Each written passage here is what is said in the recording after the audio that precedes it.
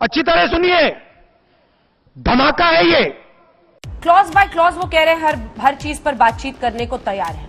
आपने भी दिल्ली पुलिस में नौकरी की थी ना सर टिकैत साहब, अपने पिता के साथ। एक सेकंड टिकैत साहब, एक सेकंड, आपने भी अपने पिता के साथ काम करने के पहले और आंदोलन से जुड़ने से पहले कुछ दिन दिल्ली पुलिस में नौकरी की थी ना सर?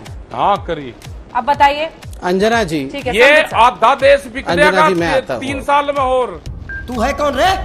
अंजना जी, पहली बार मैं बता दूं, ये याद मेरा भी अधिकार नहीं है और अंजना ओम कश्यप का भी अधिकार नहीं है, ना टिकैत जी का अधिकार है देश की जनता के सामने अहंकार को। हम क्या हैं क्या हम भगवान की इस दुनिया में? क्या चीज है हम जो हम इससे बात नहीं करेंगे, हम उससे बात नहीं करेंगे?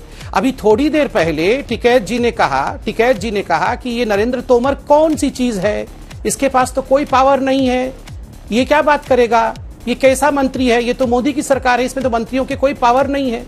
मतलब मंत्री का भी पावर नहीं है।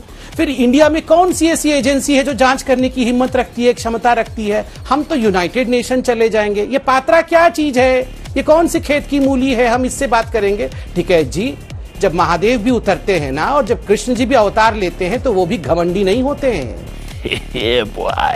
वो भी आके गरीब, दीन, दलित उनको गले लगाते हैं। टिकैत जी, अहंकार की उम्र 4 दिन की नहीं होती है। आप अगर वाकई किसानों के लिए लड़ रहे हैं, मैं तो हाथ जोड़ के कहूंगा, वाकई गरीबों के लिए लड़ रहे हैं तो बड़े दिल के साथ, प्यार के साथ, प्रेम के साथ, सबको अपनाने के साथ और अपने विषय को समझाने के साथ लड़ना पड़ेगा। आप इतने बड़े चैनल में बैठे हैं, मैं क्या कह रहा हूं, क्लॉज वाइज डिस्कशन करेंगे। आप सोचिए कि हमारी सरकार नहीं है, मैं कुछ भी नहीं हूं, मैं अबोध बालक हूं। मैं बोल रहा हूं अबोध बालक तैयार है आपके साथ डिबेट करने के लिए, मंडी को लेकर, एमएसपी को लेकर। आप समझाइए ना, आप इतने बड़े ज्ञानी हैं, आप हमें समझा दीजिए। मैं पार्टी का छोटा सा अदना सा प्रवक्ता हूं, मैं उस विषय में अपने विचार को रखूंगा तो जनता में क्लैरिटी आएगी। मैं तुम्हें क्यों बताऊं, इस पे तो हमने बंद कमरे में बात कर ली, हमने तो उसको बता दिया। राकेश जी, लोग भगवान हैं, जनता जनार्दन है। इस जनार्दन को आप भी समझाएंगे, मैं भी समझाऊंगा। सरकार अपनी जगह है मगर सरकार भी जनार्दन को लेकर है। अगर हम इनको नहीं समझा सकते हैं तो काहे का आंदोलन है? आपने प्यार से, मैं ये कह रहा हूं कि आराम से दूसरे की बात सुन ले। मैंने आपकी बात आराम से सुन ली ना, अब आप मेरी बात भी आराम से सुन लीजिए। अखिलेश यादव ने 50 रुपए रेट बढ़ाया। थोड़ी देर सुन लो।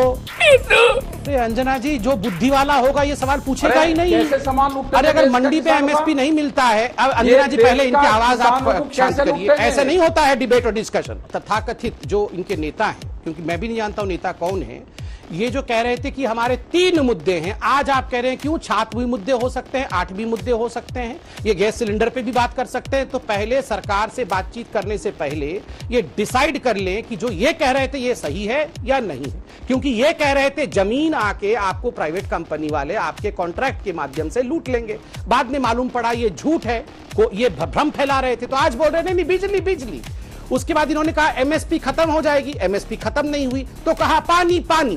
उसके बाद ये कह रहे थे कि जो मंडी है वो मंडी बंद हो जाएगी। सरकार ने पिछले महीने 1 लाख करोड़ रुपए सैंक्शन कर दिया मंडियों को और सशक्तिकरण उनका करने के लिए। तो ये कह रहे हैं कि हम तो अब सारे विषयों पे चिंता करेंगे, सारे विषयों पे बोलेंगे। आप बोलिए, मगर क्रेडिबिलिटी इससे हमारी खत्म नहीं होगी, क्रेडिबिलिटी इससे आपकी खत्म होगी। मजा आया और मैं ये जो मजा है हिंदुस्तान के हर व्यक्ति को देना चाहता हूं।